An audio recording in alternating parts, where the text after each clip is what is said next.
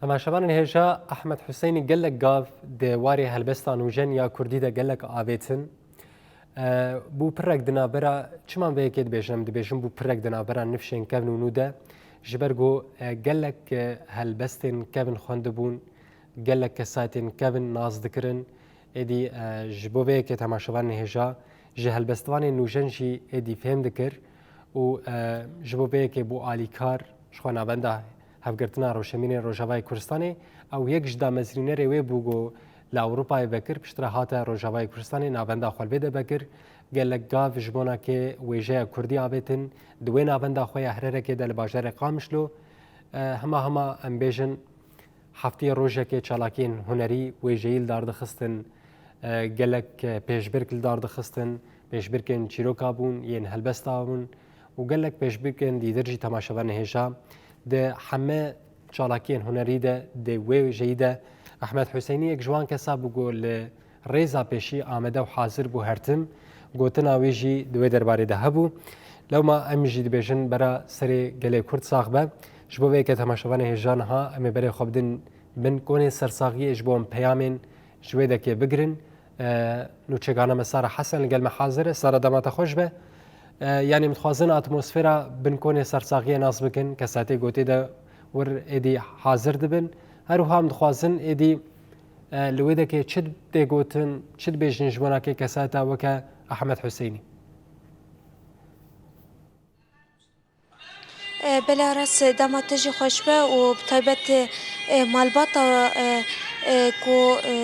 ژیانە خۆشدەسا ئەحمەد حسێنی سەرێوەنش سابە و سەرێ تەڤەهی کوردێن بەرخۆدێر ساغ بە بڤێ ئیرۆ یعنی ئەم بێژن بە تایبەت جهێ عەزا ئەم سەرساغیش تەڤەهی کەسێن کورد دەخوازن ئەڤ یەک شخوا دو ژیانە خۆشدەستا یعنی ئەم بێژن ژیانە خۆشدەسە بە تایبەت ئەم بێژن di heman wextî de kesên helbestvan bû kesên berxwedên bû him jî kesek ji wan kesan ê got parastina nirx û kedên Kurdî dikir bi vê yekê Ehmed Hüseynî tê naskirin bi deng û hestê xwe ya em bêje helbestvanî tê naskirin him jî keda ku daye bi vê yekê me rûdikare bêje ev keda wî bi taybet oxirkirina wî em bêjin hem xemgînî kete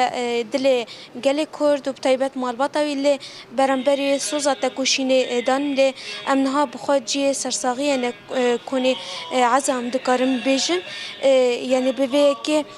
ev dîmenên ku rastî jî him helbestvana Kurdî bû him yani em bêjin helbestvanekî ku bi nav wî deng bû jî Ehmed Hüseynî him endamekî rûnahî tîvî bû ku bi helbestê xwe beşdarî dibû me rû dikare bi vî yekî yani me re bêje yani me rû dikare peyama ji bo sersaxî him şopedarê riya Ehmed Hüseynî helbestvan niha yek ji endamên helbestvana ku ew jî me re amade ye Anahît û Sîno mamste bera serê we û serê gelê Kurd tevahî sax be hûn bi taybet wekî helbestvan ji bo oxirkirina Ehmed Hüseynî hûn çawa yani helwesta we şopedarê riya hûn çawa çixwe stûnekî ji stûnê wêjeya Kurdî koçedawî kir mixabin wî jî xwe avêt êş û azarên adarê wekî Kurd êş û azarên me û kêfê me gişt meha adarê de mixabin mamoste Ehmedê Hüseynî jî xwe avêt vê mehê bi rastî wexta em dibêjin şêxê helbesta Kurdî navê wî bersivê dide navê wî xwe şirove dike ji bo vê yekê wekî erkekê li ser milê hemû rewşên bîran ku çawa mamoste Ehmedê Hüseynî şopdarê doza xwe bû şopdarê nasnama xwe bû şopdarê çand û zimanê xwe bû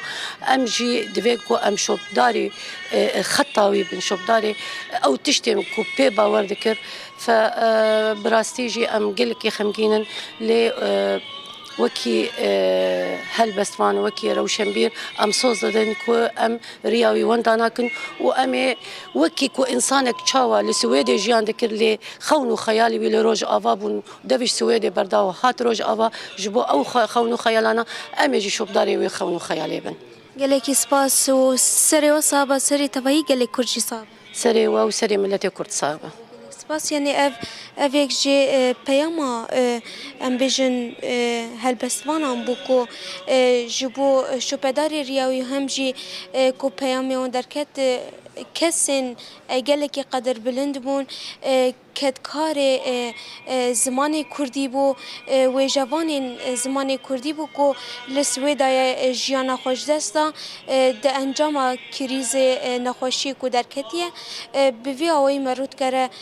کون سرساقی ایرو و شخص بیاجی مرود کره بوی رنگی کسین کو بجدار بونه که یعنی راستی هجماری که گله کی مزنه و به تایبت سرساقی ج مالباتاوی و گله کرد را دخوازم بوی یکی مرود کره راکینه بله. بله صراحة سنگلك سپاس جبونا كتا وجبونا كي ميفانا تام سپاسيا ود كن قوم باوي كي زندي جبن كوني سرساغيه القلمة حاضر